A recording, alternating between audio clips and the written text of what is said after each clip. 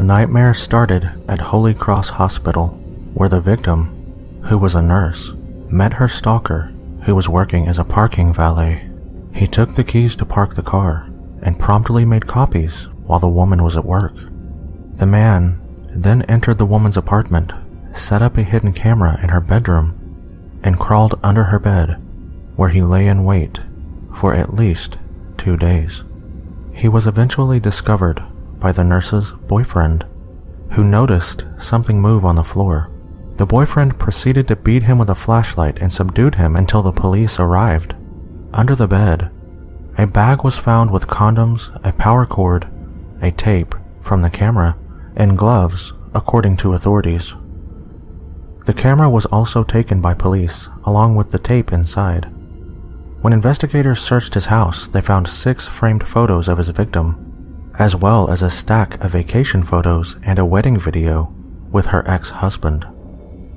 The man, Carlo Castellanos Feria, was charged and sentenced to 38 months in federal prison.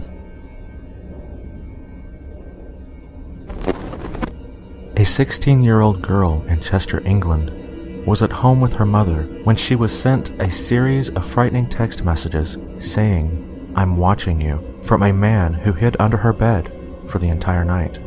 The man even threatened to hang himself outside her bedroom window so she would wake up and find him dangling there. The girl, so frightened by the messages, decided to sleep in her mother's room as her bedroom was on the ground floor. Just before she fell asleep at just after midnight, he sent her a terrifying text reading, "I'm in your house." She didn't believe him but thought he was possibly nearby. The next morning she returned to her room and was sitting on her bed on the phone to a friend when she sensed someone was watching her. She checked everything, including her closet and behind doors. She then noticed that all her shoeboxes that were typically neatly lined up under her bed had been moved. She crouched down and saw the man who had been tormenting her the night before.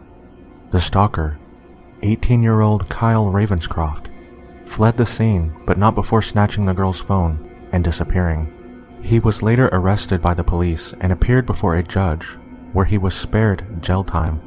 He was placed under a supervision order, ordered to pay a fine to his victim, and to complete 80 hours of unpaid work. A restraining order also forbids him from contacting or going near the girl. Alan Kettles, a man who had been stalking Jennifer Fife, turned up one evening in her bed, waiting for her to return home.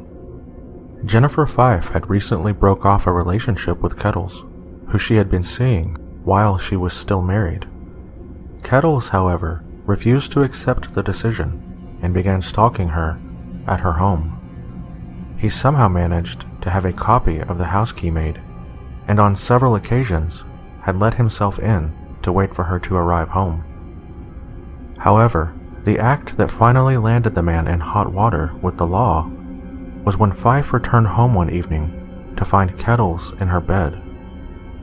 The man originally pled not guilty in the court system, but later changed his plea to guilty and admitted to making a copy of the house key so that he could enter her home. He also admitted to entering the home on several occasions in the middle of the night when Fife was asleep in her bed. A 25-year-old man stalked a Lincoln woman by hiding under her daughter's bed.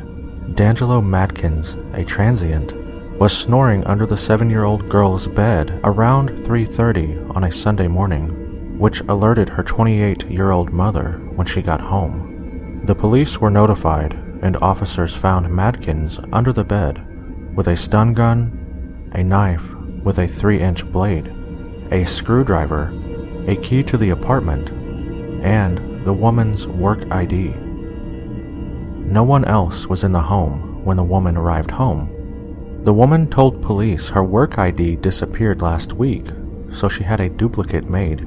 She also showed officers a text message she had received Saturday morning that read, "You're going to regret this. Only the Lord can forgive you. I'm not. Be with Him." Madkins told police the woman had given him the key and was letting him stay at the apartment. He denied knowing anything about the stun gun and had no explanation for why he was under the bed.